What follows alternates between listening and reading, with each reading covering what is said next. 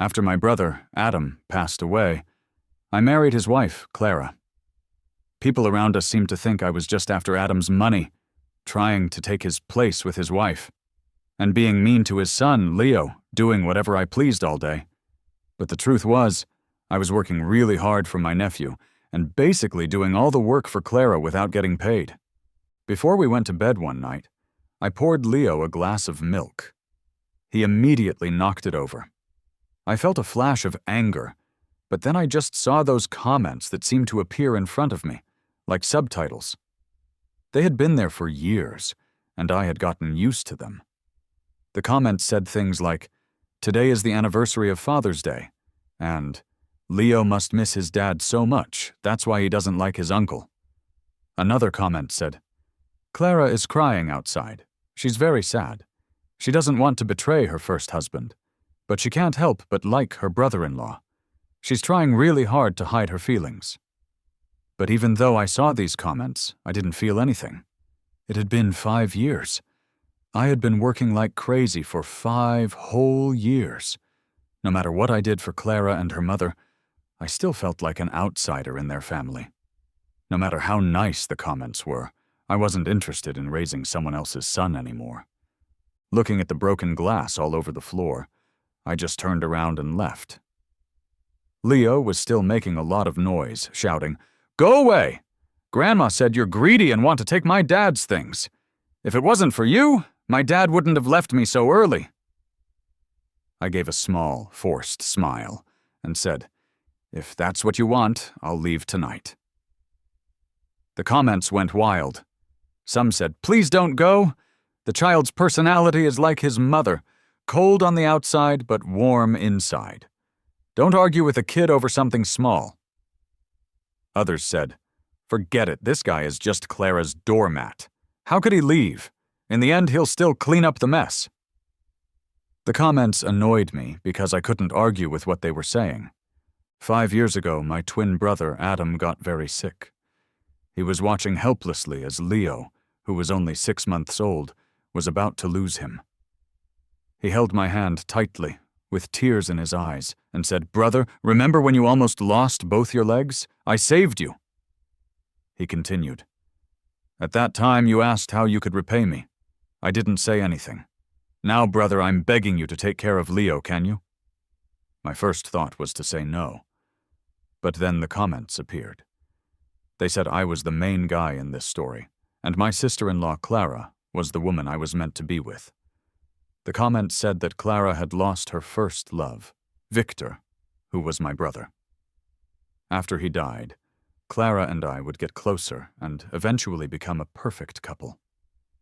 But I didn't want to feel guilty about wanting my brother's wife, so I ran away in a panic. But then Clara got sick. My parents also fell apart.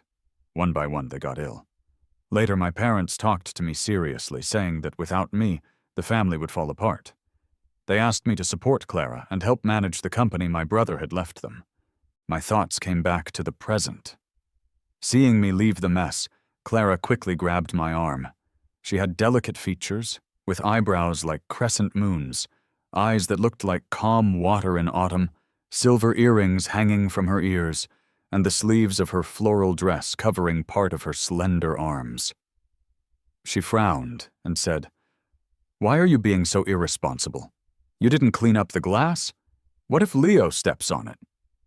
Her voice had a hint of blame and sounded like she was giving an order. Her bossy attitude annoyed me. The comments, however, all sided with Clara, saying, "She's right. No matter how angry he is, he shouldn't leave the child and broken glass together. What if Leo gets cut?" Another comment said, "Clara's love is complicated. On one hand, she promised to protect this family for her ex-husband and is dedicated to raising her son. On the other hand, she has feelings for him, who has suffered so much over the years. It's making me uncomfortable to watch." Seeing the comments constantly defending the mother and child, my calm feeling turned into disgust. I pushed Clara away and said, "I really don't want to take on this responsibility anymore. I'm not interested in doing anything for you and your son." She looked unhappy and said, "Why are you saying this? Did your mother-in-law say something?" I laughed and said, "Yeah, she did. She told Leo that I'm greedy and after my brother's property." She scoffed and said, "You're a grown man. Why are you going against your own mother?" I didn't bother to explain any further. I kept a straight face and said, "My brother saved me, and I've paid him back in 5 years." I continued, "Leo is about to start elementary school. He shouldn't need adults to worry about him anymore." In the past, I had taken very good care of both Clara and Leo. My brother had trusted Clara with the company, asking her to look after it, and he had also left them both in my care. This meant that I not only had to take care of them in our daily lives, but also had to deal with any problems at the company as soon as they came up. Every morning, I had to make breakfast for Clara and Leo like a servant, then quickly drive Clara to the company and take Leo to school. After that, I went back to the company to work without pay, helping Clara tirelessly. On weekends, I had to take Leo to swimming lessons, piano classes, and badminton practice multiple times a day. On top of all that, I had to put up with my mother's constant nagging. Once, when a friend asked if I wanted to start a business together, my mother quickly called me, saying that without me, our family would fall apart and that I shouldn't get involved with outsiders. I had to stay and help Clara and Leo manage the company my brother had left them. It was exhausting. Seeing the stress and tiredness on my face, Clara looked a little softer. She said, "Or you could hire a nanny." The comments immediately started talking about this, saying things like, "Oh my God, Clara has OCD about cleanliness. She really doesn't like being around strangers. This is a huge sacrifice for him." Another comment said, "Exactly. Even though she also doesn't like her mother-in-law, she has no choice. Her mother-in-law lost her beloved eldest son, and seeing her younger son healthy and marrying his widow must make her feel unbalanced." Someone else commented, "He just needs to hang in there. There's light at the end of the tunnel. Once the hard part is over, it's all good times." Looking at these comments, I felt confused. Was I really such a bad person? Could a wound really heal completely? Even if it did, could I just ignore all the ugly scars? I looked at Clara in front of me. She had cheeks like peaches, almond-shaped eyes, a straight and elegant nose, and she seemed lively and charming. She used to attract me a lot. Now I looked away from her face and calmly said, "Let's get a divorce. Once you sign the papers, we'll start the divorce process." A look of surprise flashed across Clara's eyes, but she quickly went back to looking unhappy and said, "What about Leo? You promised your brother you'd take good care of him." I replied, "The child is growing up and becoming more thoughtful. He might not want to see me every day." Clara gently shook my arm in a playful way and explained, "Daniel, if Leo is making you uncomfortable, I apologize. You know today is Adam's Memorial Day. Grandma is complaining, and the child didn't mean any harm." She rarely showed any kindness, but she still thought I was just acting on impulse. After all, I had put up with my mother's behavior for so many years. In her eyes, as a man, I should be more understanding and always put up with them. I shouldn't even think about divorce with her. But this time I was really serious. Suddenly, a voice came from behind us. "Daniel, you damn kid, what are you freaking out about?" It was my mother's loud shouting. When I turned around, I saw Leo secretly holding up his phone, filming Clara and me. I was speechless. The woman on the other end of the phone, sounding like a furious lion, scolded me. "Clara, make him sleep on the sofa tonight. No, kick him out to sleep on the streets. He's so ungrateful, taking advantage of Victor's legacy and still not satisfied. I don't believe that if he leaves the Wang family, he'll have any good days." To honor Adam's last wish to take care of our parents, Clara had always done what our mother wanted. She watched helplessly as I packed my bags, as if still waiting for me to try and make things right. The comments went crazy, filling the screen with messages. "What's going on? He shouldn't be this stubborn. He didn't get much love growing up, which made him shy and insecure. He never went against his family to protect his kind brother. Another comment said, Clara, quickly act cute with him. He doesn't know that you specially make soup for his stomach problems, and he doesn't even eat the chocolates he gave you. Someone else said, Daniel, please comfort Clara. Pamper her more. She's confused and doesn't dare to show that she likes you in front of her mother-in-law and son. As a man, you should be more understanding. Understanding?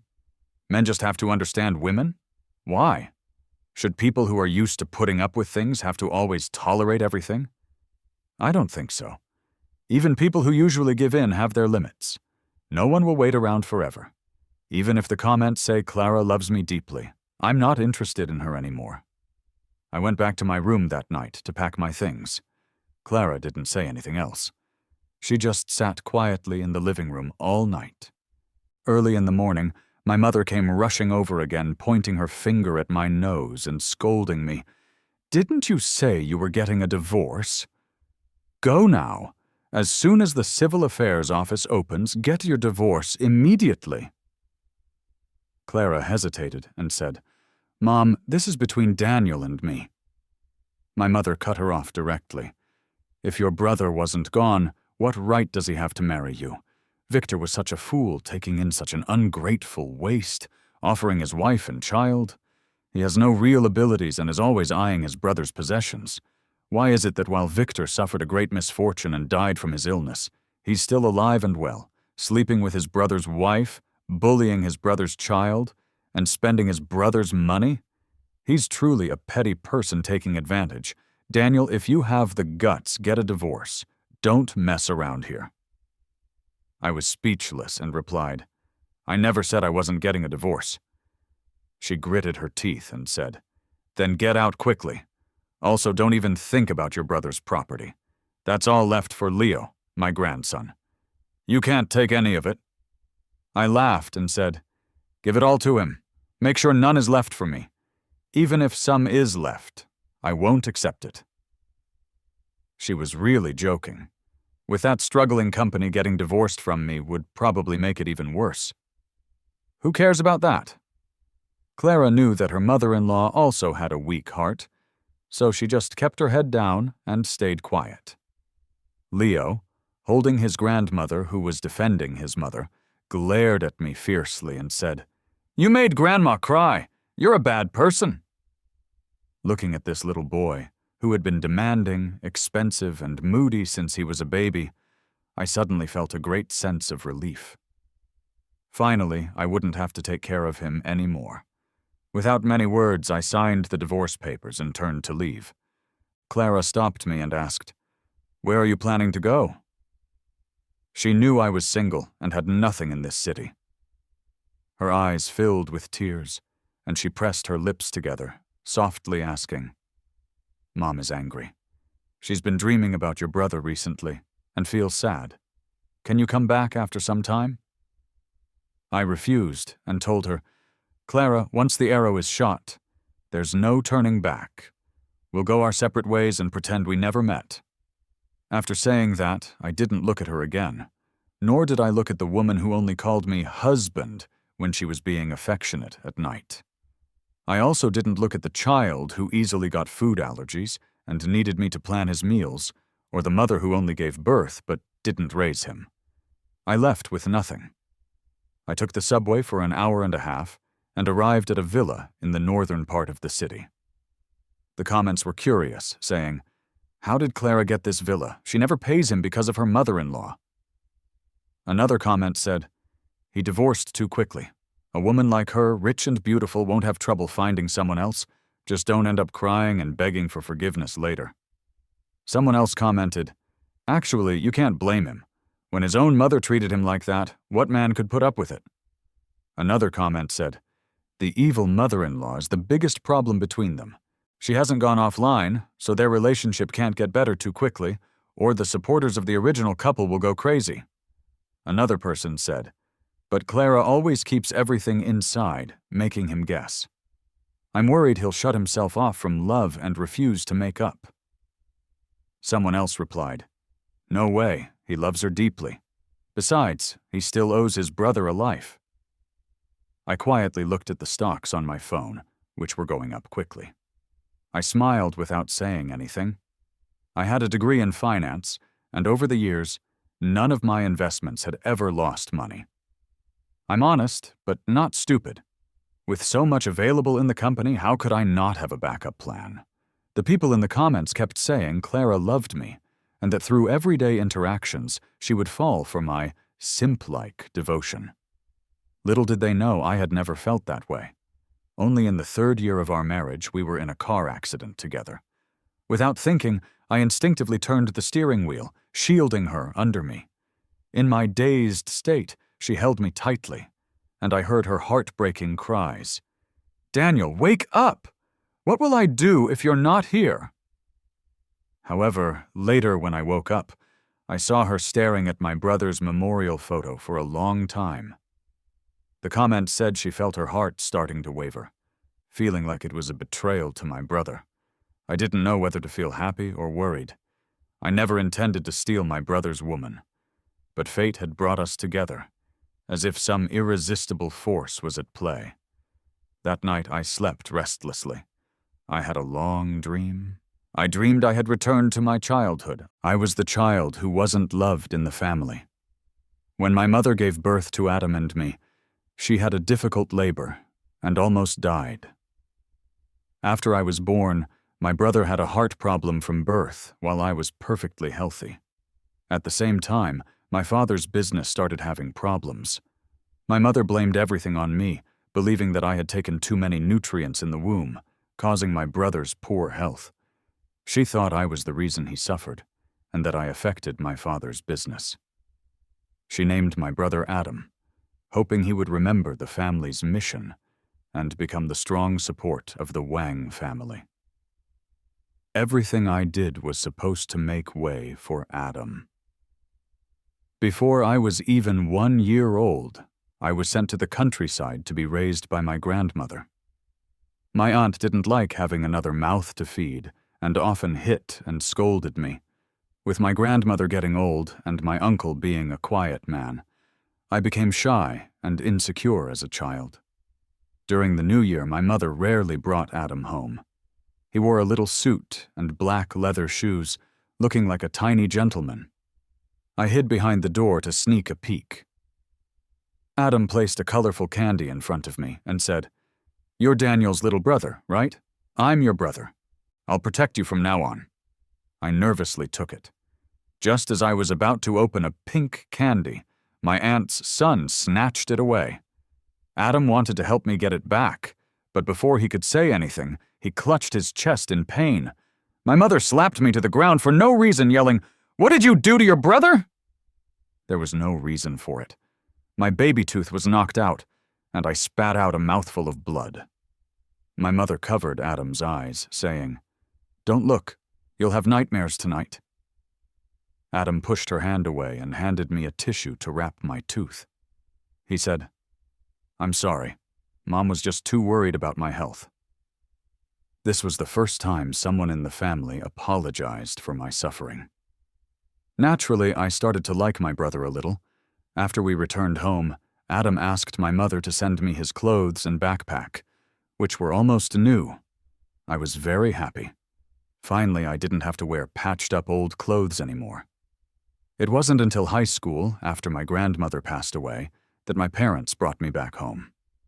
I was shy, insecure, and didn't have proper upbringing, completely unlike Adam, who could confidently ask for anything from them. I also couldn't, like him, smile brightly and cheerfully at our childhood friend Clara. Ding-ling-ling. A harsh ringtone woke me up. It was Clara calling. Her voice was low, like she hadn't slept well. She asked, "Daniel, where did you put the new earrings you bought me?" I was about to answer when I saw the comment, "Oh my God, she loves him so much. Even though she's wearing earrings, she's still asking where they are." Another comment said, "She's probably looking for an excuse to act cute with him. All she needs is for him to comfort her." So I paused and said, "Throw them away. Buy new ones yourself." After a moment, she realized and asked, sounding a little hurt, "Daniel, are you still mad at me?" I didn't seem interested in her question. She continued to mumble. Leo doesn't like store-bought buns. Can you come back? Before she could finish, I firmly refused. I can't. She replied, I'm sorry, I didn't mean to bother you, but Leo is used to the breakfasts you make. I was speechless and said, Clara, habits can change. You're his mother, whatever he likes to eat. You just make it for him. When my brother was around, weren't you the one cooking? How come now it's such a big deal? Also, if you can't find something later, don't call me. I'm very busy. Clara went silent. The comments rushed to help her, saying, Please don't be so heartless to her. She waited for your call all night and couldn't sleep at all. Another comment said, She truly loves you but is afraid of betraying her promise to always love Victor. Please don't push her away. How boring. What is true love? Does something that can't be felt even exist? Is love that can't be felt still love? I understand the world through my senses, and I decide what's right and wrong based on what I like and dislike. If something is unknowable, then it's unknowable. Since it's unknowable, based on what I like, I should say it doesn't exist. Otherwise, anything can be considered true, leading to bad decisions. People might even lie to themselves to fill an empty feeling inside. Clearly, she didn't care. Yet I still thought she was just slow to show her feelings and didn't talk much. But deep down, she still loved me. This is not acceptable. Can you love someone and just watch them carry all the burdens alone? Can you put up with their selfless sacrifices without expecting anything back? Whether it was my mother's loud complaining or Leo's mischievous behavior, Clara never stood by me. I never felt Clara's feelings. Naturally, I couldn't feel any love she had for me. However, I had seen Clara's love for Adam. Back then, to be with my brother, she went against her father's wishes. Even if it meant cutting ties with her family, she was determined to marry into the Wang family.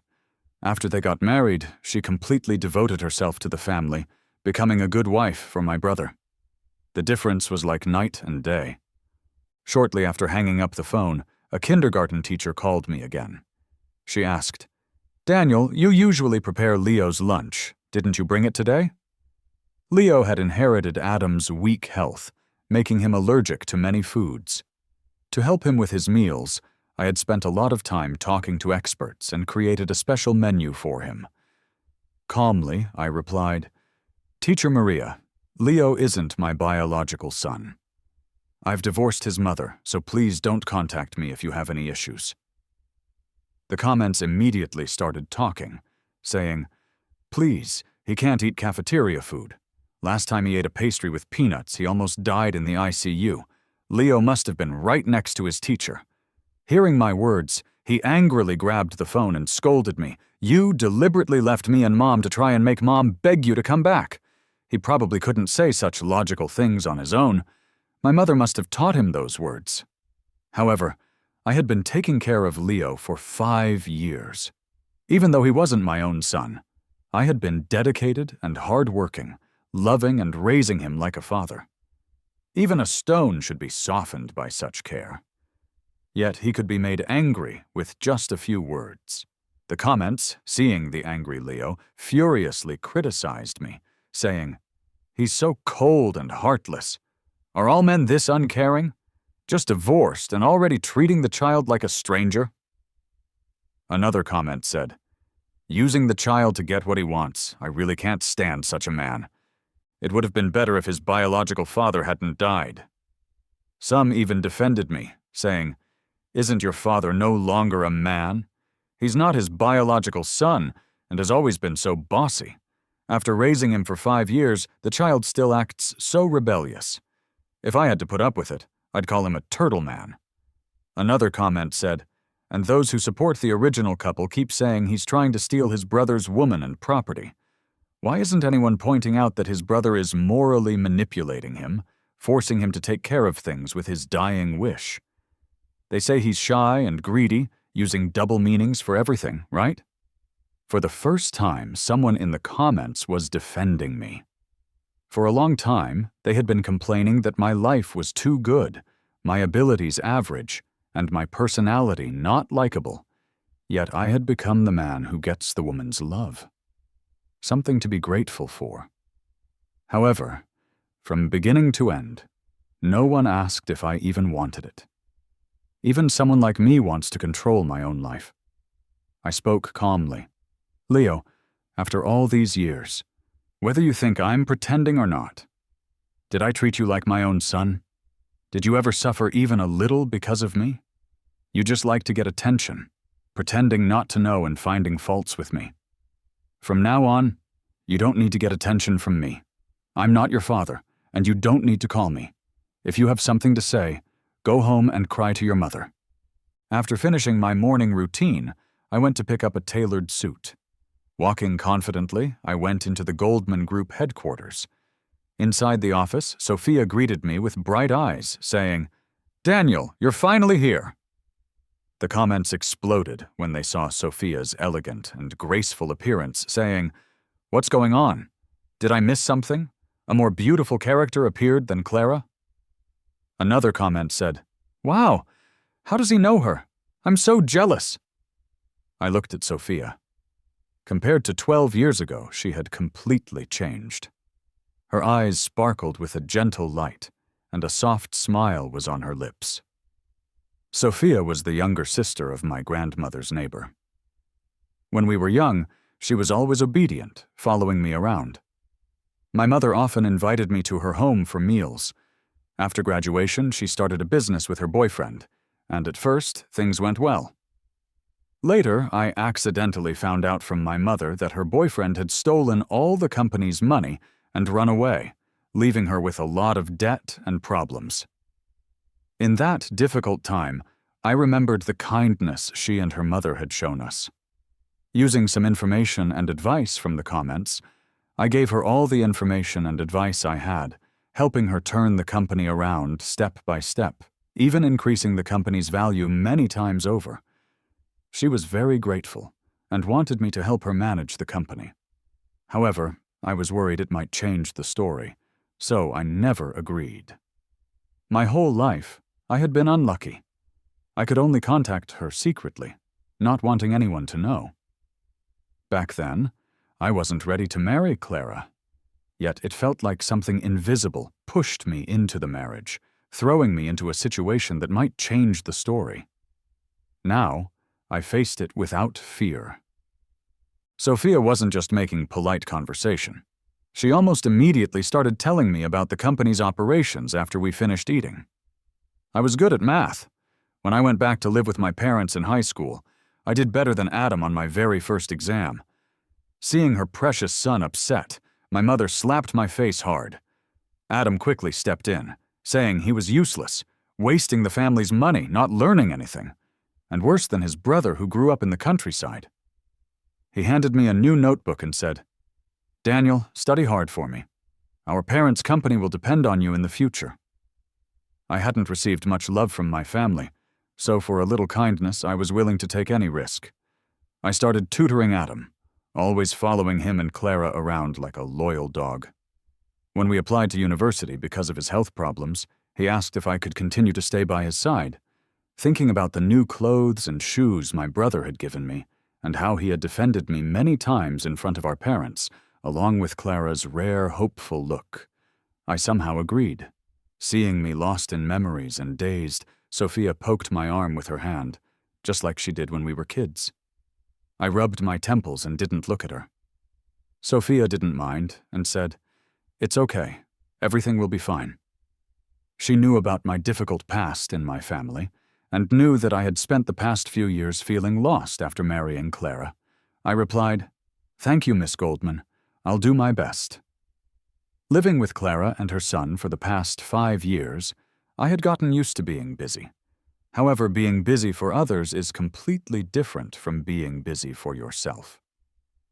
Even though both take effort, the feeling of worth from spending time on others is often very low because you're not expecting anything in return.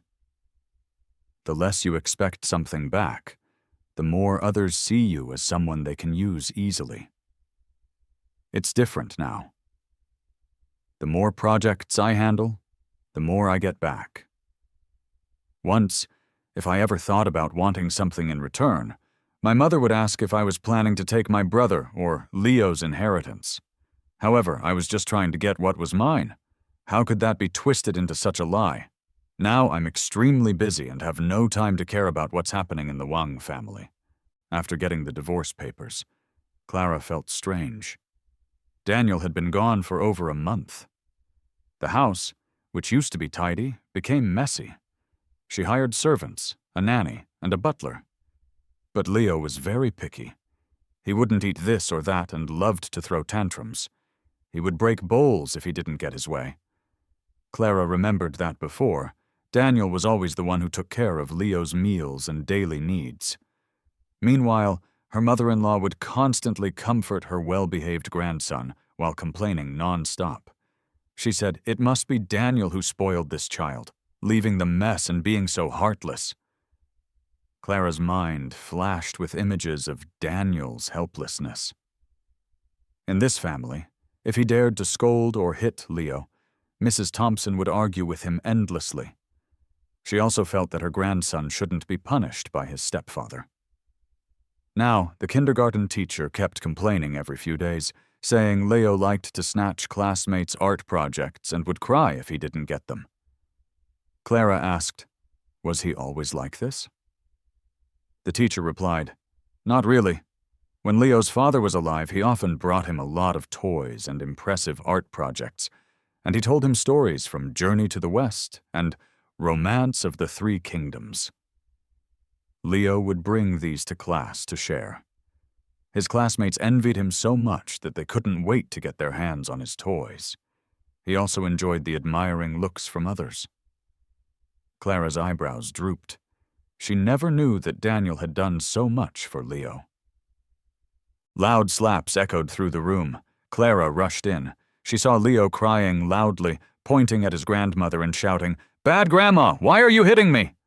Mrs. Thompson, feeling guilty, called his name gently. She said, "Leo, Grandma didn't do it on purpose.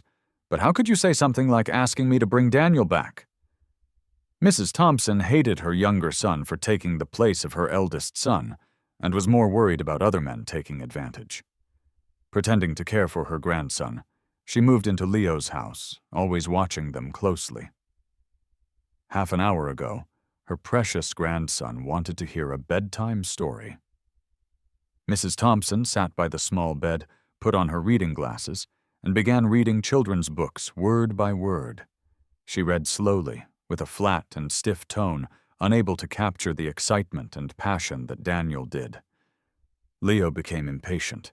He was annoyed with the long stories. Since his grandmother moved in, she had driven away several nannies, and the food had become less and less appealing. Even the stories he used to brag about in kindergarten now sounded hesitant and broken. Getting angry, Leo pressed his lips together and complained to his grandmother, "It's all your fault, making Daniel leave and making me embarrassed." Daniel was a trigger for Mrs. Thompson. She exploded, cursing. "Have you forgotten who your real father is? Don't you know how much he did to make sure you can easily inherit the family business? Ungrateful brat! How could Victor have a son as heartless as you?" After letting out her anger, Mrs. Thompson acted as if nothing had happened, apologizing to Leo and hugging him, kissing him dozens of times. Clara felt very angry. They were all family, so how could Daniel really divorce her over something so small? It messed up the whole family's life. Was he really willing to abandon his biological brother's son and leave his mother alone? Being a daughter-in-law wasn't easy either. She had to watch her mother-in-law's mood every day. Why couldn't Daniel be more understanding and put up with her and the child's little temper tantrums? At the end of the workday, a red Ferrari parked at the company entrance. Clara leaned against the car, wearing a white, high-waisted mermaid skirt. Her makeup was perfect, her features striking, with delicate eyelids and an alluring presence that was almost blinding. A male colleague exclaimed, "Whose girl is she? So impressive." I pretended not to see and turned to leave. However, Clara walked over and stood in front of me, frowning and saying, Daniel, you're being too much. Treating me and Leo like this? Do you want to disturb Victor's peace in the afterlife? She didn't want to get angry, but Daniel used to worry a lot about her and her son. Also, whenever his brother was mentioned, he felt guilty and always gave in. I didn't know what Clara was thinking. Seeing her try to make me feel guilty, I felt nothing but disgust. The comments kept reminding me, "Your brother saved you and you slept with his woman." Another comment said, "If you weren't the main guy, Clara wouldn't have lost her beloved husband." They made me feel grateful and warned me not to be ungrateful. Others commented, "What is he doing? She gave him an opening. Just take it." Another said, "I don't know how he got involved with Goldman Group, but he's not helping his own family, and I don't know what he's complaining about. He doesn't take care of his own company but runs around working for others. Even if we ignore that, if Wang Group doesn't pay him, wouldn't that money still end up with his family? He helps Leo a lot, but will Leo be able to support him in the future? This man has no vision at all." Another commenter replied, "Second floor, you're saying that? You haven't paid back your debt to your original man, and marrying such a woman who doesn't think of you but still misses her ex-husband for life is too sad, isn't it?" Yet another responded, "Who says she doesn't love him anymore? She's just afraid of betraying her husband. If you die, can you accept your wife being okay with her later husband?" And another countered, "If you can't accept it, don't ruin others. Using gratitude to blackmail him into being a workhorse at the company without getting paid or having any real power, and still helping to support his wife and son. What's that about?" For the first time, the comments showed support for me and my brother. For a long time, they had been complaining that my life was too good, my abilities average, and my personality not likable. Yet I had become the main guy who gets the woman's love, something to be grateful for. However, from beginning to end, no one asked if I even wanted it. Even someone like me wants to control my own life. I spoke calmly into the comments. "Leo, after all these years, whether you think I'm pretending or not, did I ever treat you like my own son? Did you ever suffer even a little because of me? You just like to get attention, pretending not to know and finding faults with me. From now on, you don't need to get attention from me. I'm not your father, and you don't need to call me. If you have something to say, go home and cry to your mother." After finishing my morning routine, I went to pick up a tailored suit. Walking confidently, I went into the Goldman Group headquarters. Inside the office, Sophia greeted me with bright eyes, saying, "Daniel, you're finally here." The comments exploded when they saw Sophia's elegant and graceful appearance, saying, "What's going on? Did I miss an important plot twist where a more beautiful character appeared than the female lead?" Another comment said, "Wow, how does he know her? I'm so jealous." I looked at Sophia. Compared to 12 years ago, she had completely changed. Her eyes sparkled with a gentle light, and a soft smile was on her lips. Sophia was the younger sister of my grandmother's neighbor. When we were young, she was always obedient, following me around. My mother often invited me to her home for meals. After graduation, she started a business with her boyfriend, and at first, things went well. Later, I accidentally found out from my mother that her boyfriend had stolen all the company's money and run away, leaving her with a lot of debt and problems. In that difficult time, I remembered the kindness she and her mother had shown us. Using some information and advice from the comments, I gave her all the information and advice I had, helping her turn the company around step by step, even increasing the company's value many times over. She was very grateful and wanted me to help her manage the company. However, I was worried it might change the story, so I never agreed. My whole life, I had been unlucky. I could only contact her secretly, not wanting anyone to know.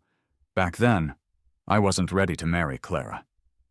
Yet it felt like something invisible pushed me into the marriage, throwing me into a situation that might change the story. Now I faced it without fear. Clara and I didn't end things well. Seeing I was in a bad mood, Sophia sent me a message. My cousin Ben has returned to the country with his son Oliver. Today is the little guy's birthday. Will you join us to celebrate? My eyes lit up. Sophia's cousin, Ben, is a very loyal person. When I was young, many classmates called me names, saying I had no father or mother. He protected me and taught them a lesson. When I was hungry and very thin, he would often bring snacks to school to share with me. I heard he was on vacation and had brought his child back for a visit. I brought delicate wooden carvings and several sets of children's clothes to the hotel. As soon as Ben saw me, he enthusiastically shook my hand and said, "Long time no see. You look much more energetic and healthy now than before." Probably love makes you care about everyone. Oliver loved the little fish wooden carving I gave him, playing with it constantly. He was very friendly with me, sometimes handing me candies, other times sharing chocolates, just like his father used to treat me. When it was time to cut the cake, Oliver took the biggest piece and gave it to me, saying, "Dad said thanks to Uncle Daniel, I was able to be born safely. When Ben's wife was pregnant with Oliver, she had health problems, and doctors advised her to have an abortion. At that time, I had been taking care of Leo for over a year. He was weak and often sick, so I would take him to the hospital, meeting many famous doctors. When I heard about Ben's situation, I recommended doctors who could help save Oliver." Oliver, with a happy face, said, "I really like Uncle Daniel. Can you be my godfather?" "No?" Before I could answer, Sophia replied first. Oliver asked, "Why, Auntie?" Sophia replied, "I saw many old photos of Uncle Daniel at your house, and you've kept them so well. Are you trying to make him my uncle?" These days, Sophia and I had become very close. She packs the shrimp dumplings I love for breakfast, and I arrange dinners at the Sichuan restaurant she likes. During the 5 years with Clara, whether it was holidays or just everyday life, I was the only one trying to meet her needs, carefully preparing gifts for her, while she never thought about my feelings. It was as if all of this was just something a man should do.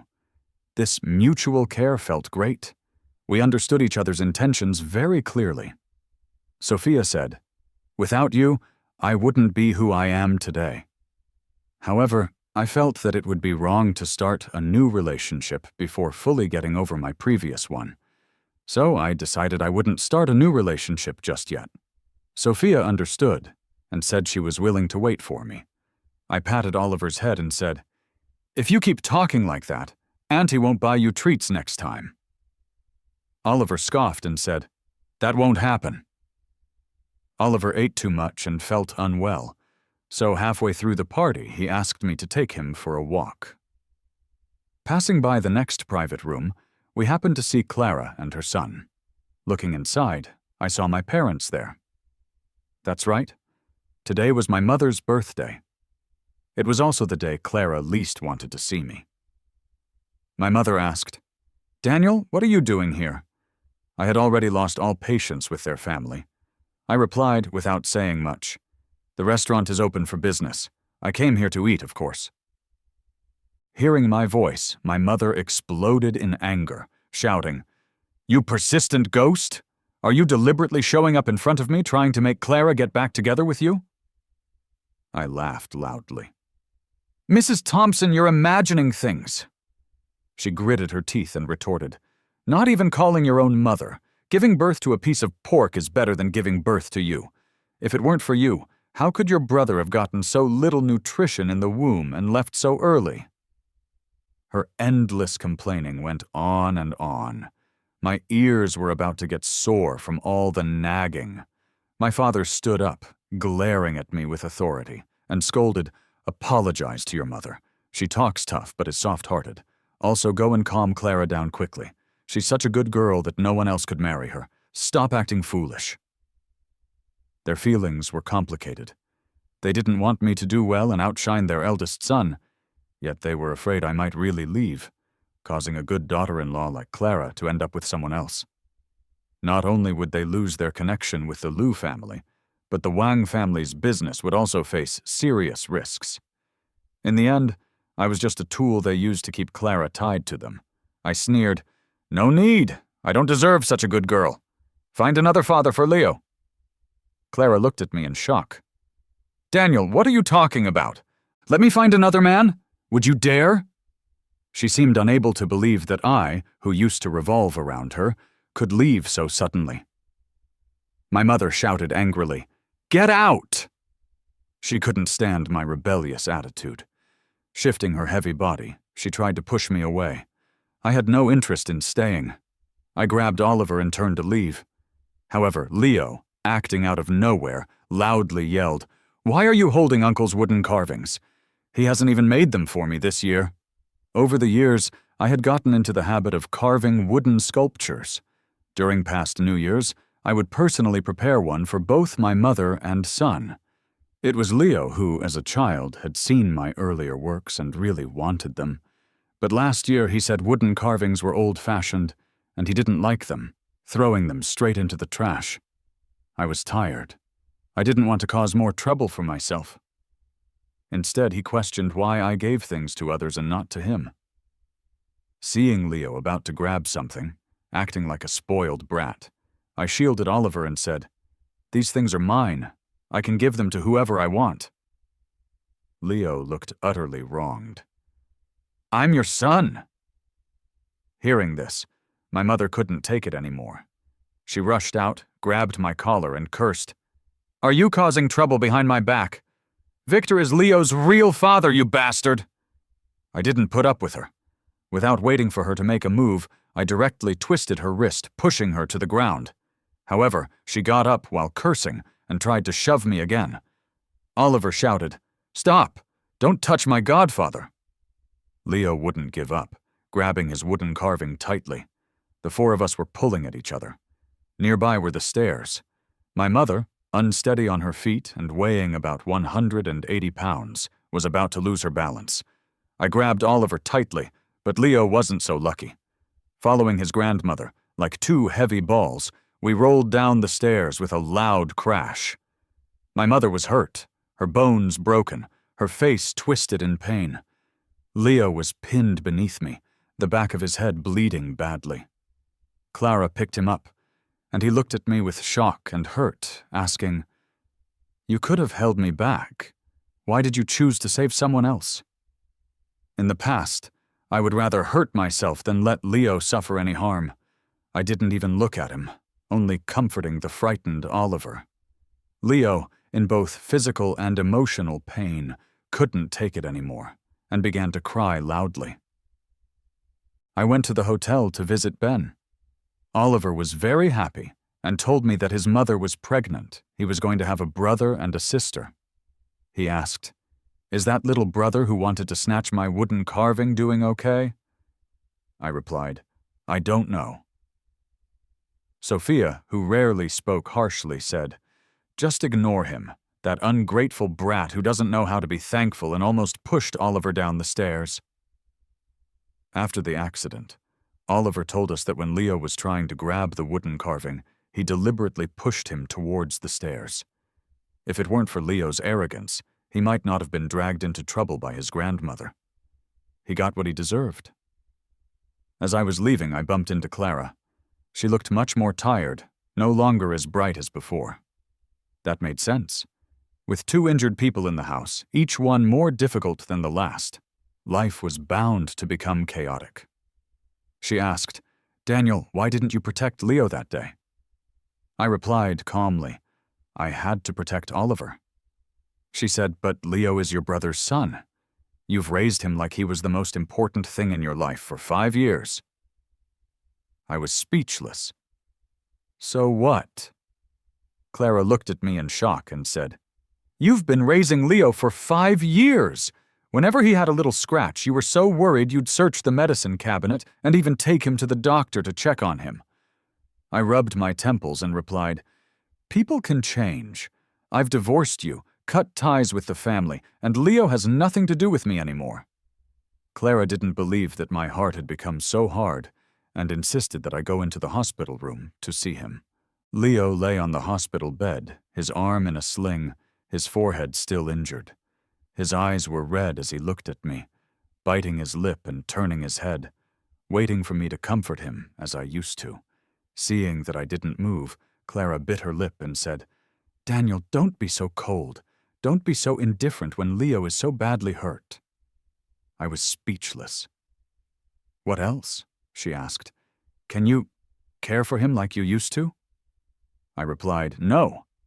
I firmly refused without any hesitation. Their faces immediately darkened. Clara said, "You've been taking care of Leo for 5 years. He calls you by your name every night. Can't you be less cruel?" I laughed.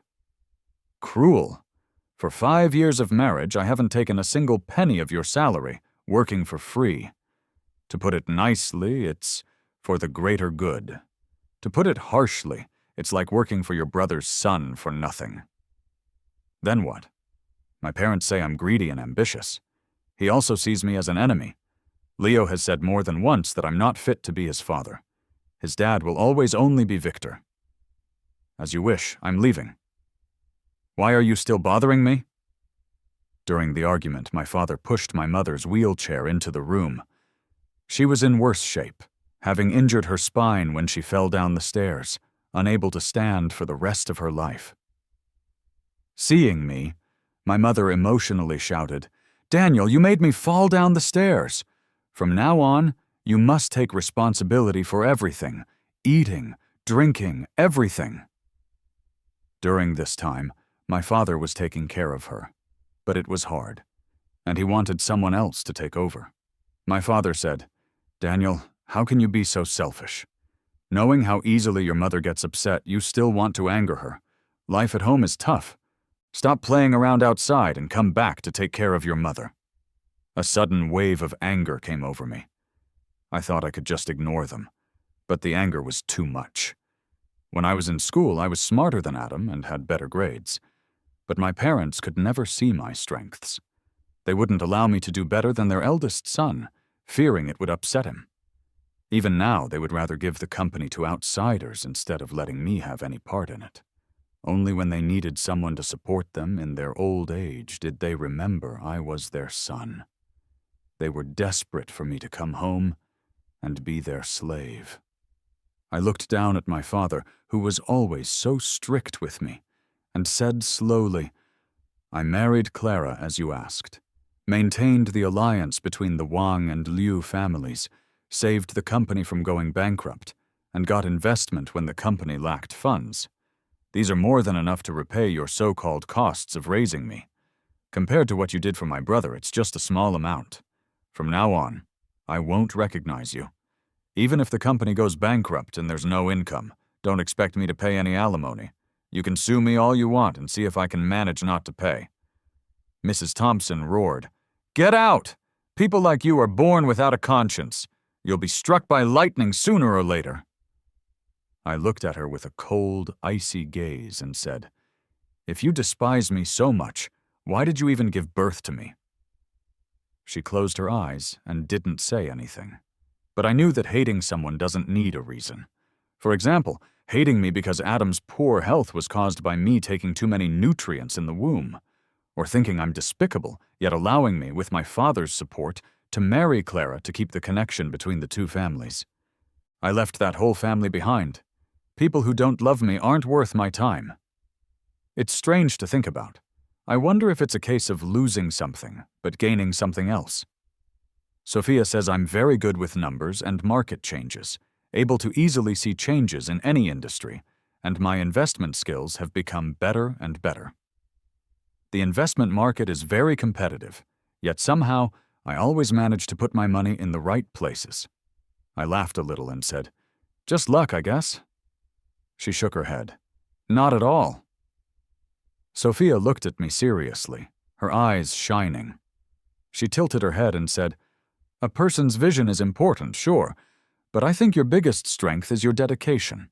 When you decide to research a certain field, you'll work extra hard to find industry reports and policy analysis."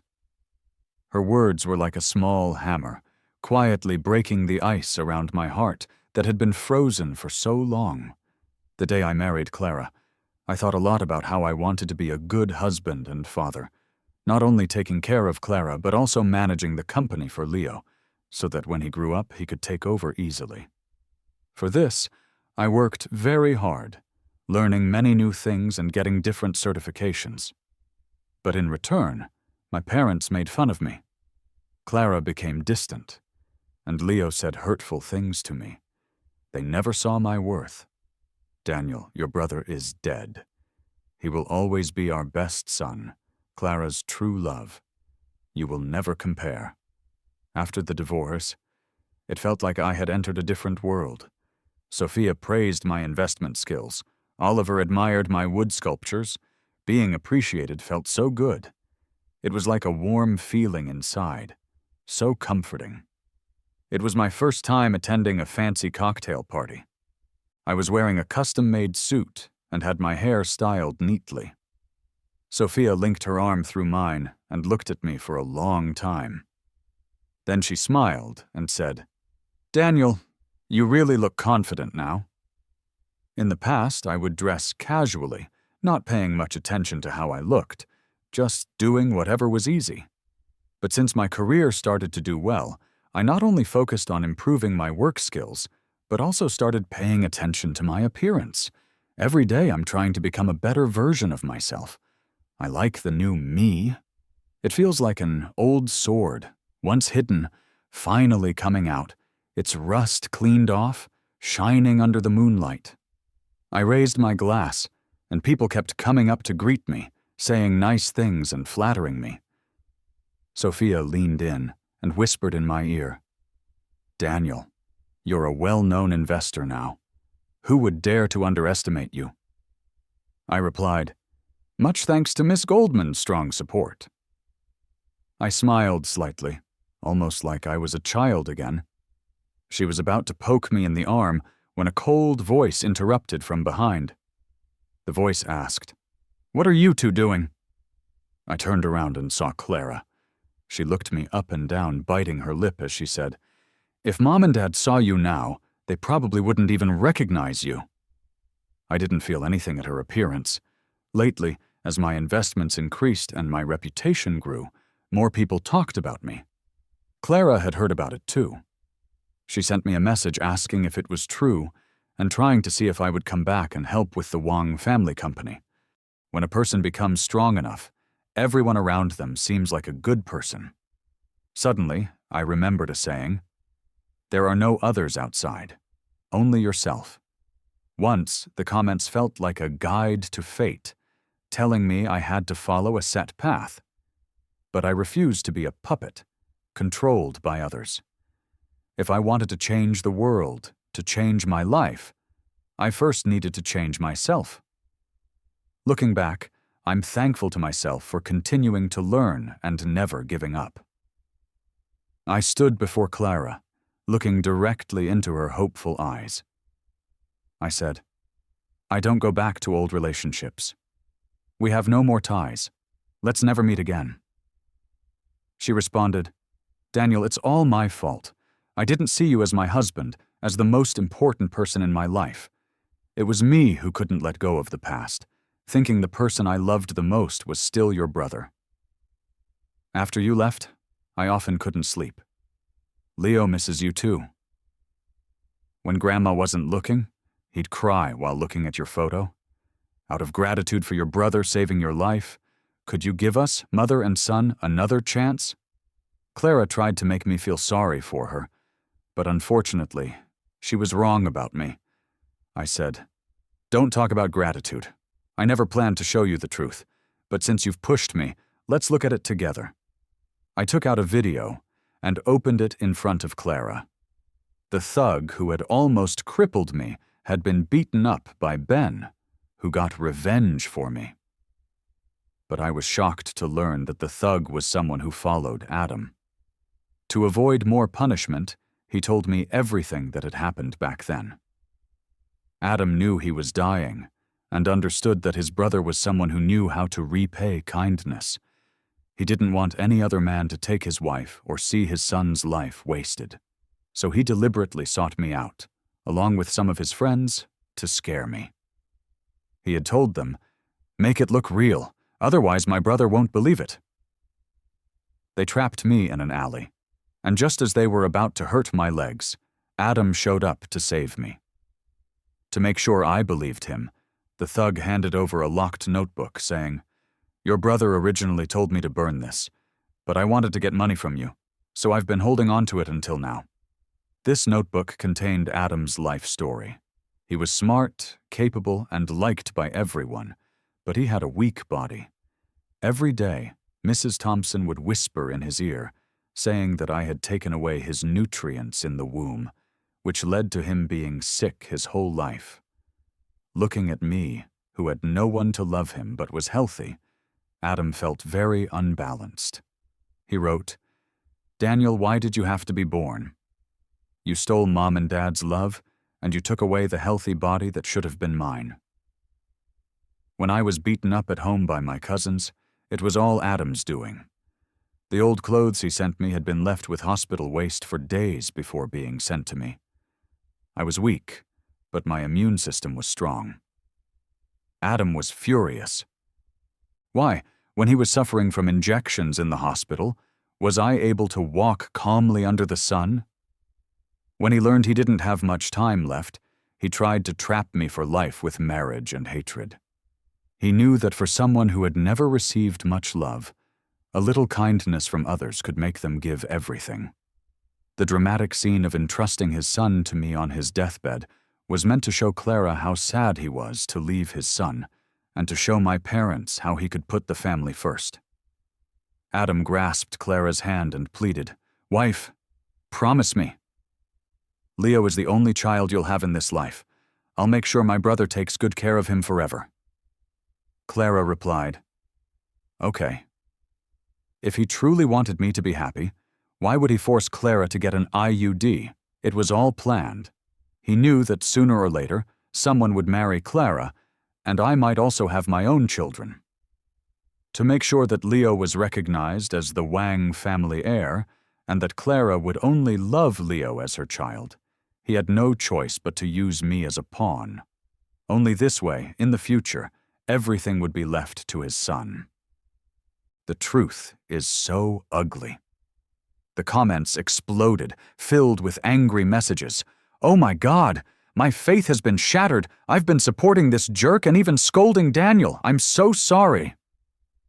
Another comment said, "I've always said Victor was morally blackmailing him, using kindness to seek revenge. But no one believed me. Thankfully, he broke free from the script, didn't let his original family tie him down, and didn't get morally manipulated. He's walked into a new life." Clara's fingers turned white as she clutched the diary. She never imagined that her beloved husband, who had been so doting and loving, had such a dark heart.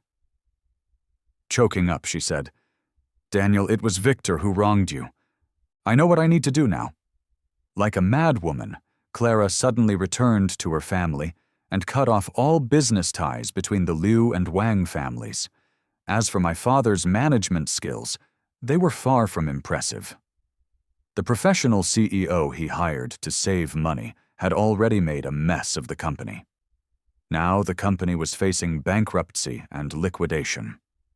My father finally panicked and called me, asking, "Daniel, is it because you refused to get back together that Clara got so angry? Go and make peace with her. If you have to kneel, just don't let the family business fall apart while I'm in charge."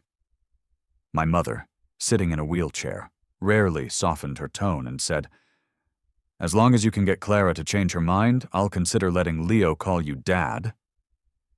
I couldn't help but laugh at their cluelessness.